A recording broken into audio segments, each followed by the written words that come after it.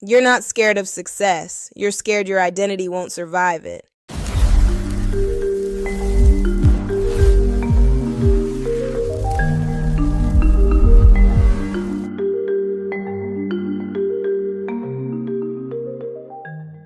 If you avoid the edge, you never expand it. Your discomfort threshold workbook is waiting. Before we step into today's story, Wakeem, what's been on your mind this week?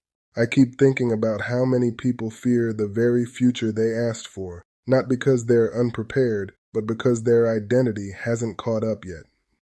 Which brings us to your story. Starla, what story do you have for us today? There's someone I want to tell you about.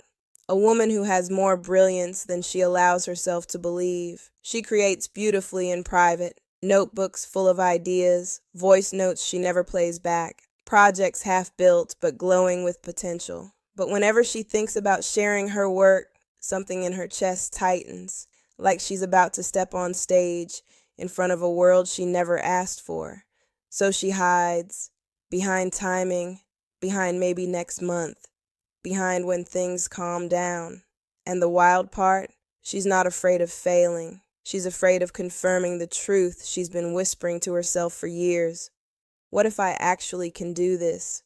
Because if she can, everything changes. Expectations, responsibility, identity. She tells herself she's procrastinating, but she's really protecting a version of her that doesn't exist anymore. This isn't a story about fear. It's a story about identity. She's not running from the stage. She's running from the woman she hasn't fully met yet.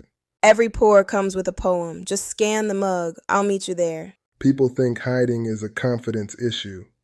Most times, it's not. When someone has spent years shrinking, they get used to living in the small version of themselves. Small feels safe. Quiet feels predictable.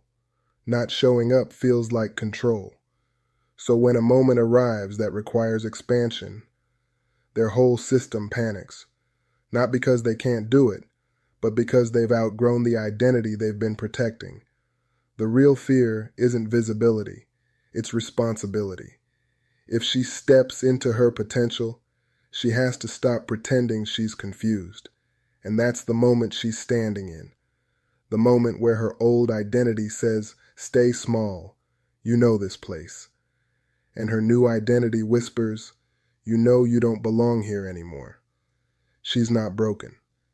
She's evolving, and evolution is uncomfortable until you get used to wearing your real size.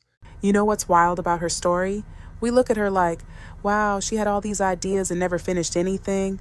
But you and I both know somebody like this. Hell, sometimes we are this. Because the truth is, most unfinished projects aren't about laziness. They're about fear. Fear of being judged. Fear of getting it wrong. Fear of success, which honestly hits harder because success comes with responsibility. And responsibility demands identity. If you level up, your brain wants to know, okay, but who am I now? If you don't have an answer, that's where the shutdown happens.